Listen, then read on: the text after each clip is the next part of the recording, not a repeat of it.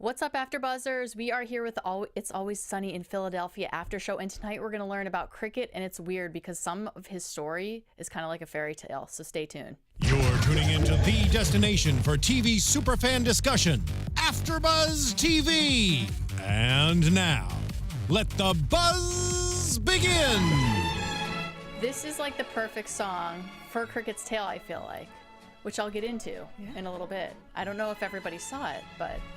Welcome, guys, to It's Always Sunny in Philadelphia after show on AfterBuzz, and we're kind of switching it up tonight. So I'm here lead hosting tonight. I'm Jessie Zahner. You can find me all over social media at AthleChick, and tell everybody where they can find you. I'm Marielou Mandl. You guys can find me all over social media at Marielou Mandl. Yeah, I decided to let's switch it up today. I know. Because it's been a wacky season. We're one episode from the end. I know. Hopefully next week we'll have Danica. Yes, but, that'd be awesome. I was like, let's let Jessie lead host this because she's fabulous. It's kind of backwards, but it's cool because this episode is kind of interesting in itself, and we kind of move backwards.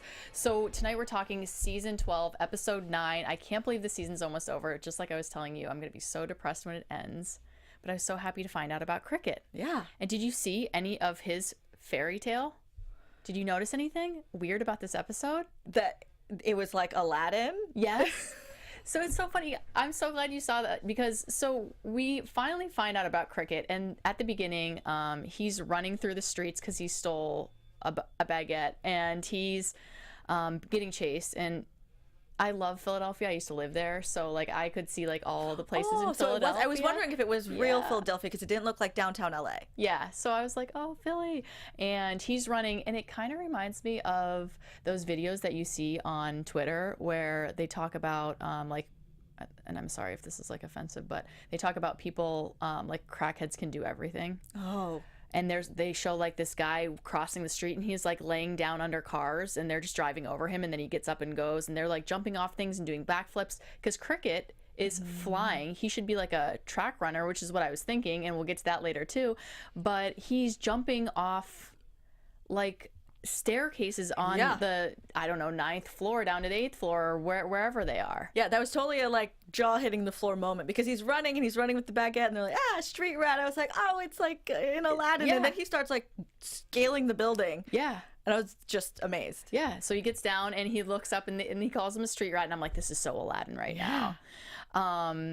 So a man approaches him, and we find out it's Cricket's dad. How he found Cricket, because Cricket was running through the streets, I'll never know. So I was shocked to see his dad. Yeah. But I guess it is called A Cricket's Tale, so I guess we find out a little bit more about him. And his dad wants him to come back and help run the business.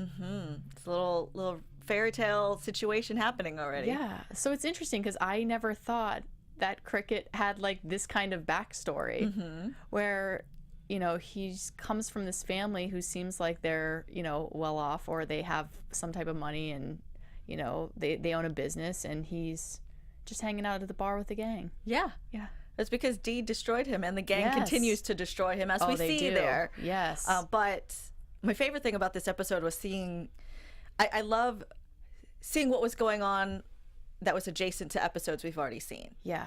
Other shows have done that. I mean, it happens a lot in storytelling, but there's a show that I watch called You're the Worst, which is I know, I've wanted to see that. It's really, really great. But there's episodes where the main character is going through some things, and they have this other side character, and you see him throughout the episode, but you're not focused on him. So you're like, oh, hi, it's good to see him there. But then the next episode, you follow him on his day and how he kind of intertwined into that story. And you're like, whoa, I had no idea all this was going on. And I think it's wonderful. I love it as a storytelling device. Yeah, I loved that part, how we saw parts where Dennis and Charlie were in their stripper outfits ready to go, and they're reaching out to him. And then we see him on the day where he's doing the stripper bit, and we also see him from last episode when they are actually trying to do their job. So they're so supportive of everyone who comes into the bar. Yeah. So it was interesting. It was also really nice to see Cricket's life, because I don't blame Cricket for running away from the family, because his brother is obnoxious. Awful. Yes. Awful. What do you call him? Davy Diapers? Diaper Davy? So it's funny because he goes back to his dad's company, and his dad wants him and Davy to run the business together. He wants to retire, and Davy's just laying into cricket, and he walks away, and all of a sudden this girl shows up named Belle, who's like wearing a bell choker, and she is so sweet, and he just yells out, "Hey, date." Hey, date. And I immediately was like, oh my gosh, I want to go ask somebody out like that. Just to see what happens. Go to Starbucks. Hey, date. Yeah. I mean, hi. She's like, what? Didn't think it was weird at all. And he's like, I haven't done this in a while, so do you want to go out on a date? And she's like, sure. And it's funny because we see them later. She says, I'm not stalking you, but she finds him on the street when he's eating the lemons from the bar that he was paid off. He was paid off in lemons for doing the stripper bit. Yep. From 2 episodes ago. Even though they offered him PCP because they're like, you're going to buy drugs with the money anyway. Right. But he was really trying to change his life. Yeah. Or so he thought. So he goes with the lemons. Yeah. And I thought it was hilarious because when I was watching it, I was like, why the hell is he making that noise? But at the same time, like, maybe I don't eat lemons often, but maybe that's what lemons. And then I was like, actually kind of makes sense because maybe I would be making that noise. Yeah. Oh, I thought it was funny. Know. It was so and funny. that actor who plays Cricket, I think, is so wonderful because Yeah. we saw him going back and forth between like usually our usual, messed up Cricket Right. to like this glimmer of what he used to be and what Right. he could be. And Right. like, I was like, yes, Cricket. I know, I like Cricket. Go like, get it. Yeah, he's just like he's just a cool, laid back kind of guy. He's not like his brother, so it was nice to see him like that. Yeah, but then so he when also the turns back to streets too. Yeah, he does, which I thought was awesome. Yes. When the girl showed up, what were your thoughts on like where she came from or what her deal was? So I had no idea. I had no clue what was going on originally, but then when he mentioned like, is somebody putting you up to this, I was like, oh, maybe they're doing something. Why? What did you think? I thought it was his sister. Because she had the same red hair. Yeah. And I was like, this is just going to be weird because we never saw all of them interact and he's going to find out later. And there were so many moments in the episode where I thought they were going to drop this whole like, I'm giving the business to my sons. I was like, no, it's my sons and my daughter. Oh no, it's too late. Oh my God, I never thought about that. Well, I did think it was interesting because like towards the end when we find out who Belle is, I was like, oh shit, it's like his dad's girlfriend or something.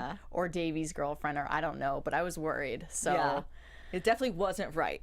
Yeah. So he shares all these moments with Belle. And did you notice like anything else? Well, we get Beauty and the Beast because Yes. she's Belle, and then also this like Lady and the Tramp situation. Yep. Yeah. And then I didn't know if there were any other ones, but I did notice the Beauty and the Beast and Lady and the Tramp, and it was hilarious. Yeah. I love how creative these guys are in like writing these episodes because it's just like they didn't have to do these little pieces to tie this in, and it just made it so much funnier, I thought. Yeah, it was great.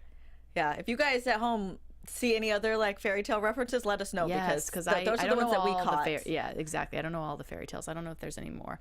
But he's all excited and he goes back to his job and he's just happy as can be, and he tells his dad and his brother, okay, I'm ready, let's do this. And he missed the meeting, the big meeting where they had to like The get this one thing. Yes. It was the one thing. And I thought for sure that Davy set him up. I thought maybe Davy gave him like the wrong time so he wouldn't show up. But I don't know. Yeah, but then we got to see parkour Cricket again. Yes. So he's like, where's the guy? I can talk to him. And they're like, no, you can't. He's down in his car. And he's like, even Carl Lewis couldn't catch him, which I thought was hilarious because as soon as he said that, I thought back to the beginning scene. Because at the beginning of this episode, I was like, oh, he must have been like a cross-country runner or something in his past life because he's so fast.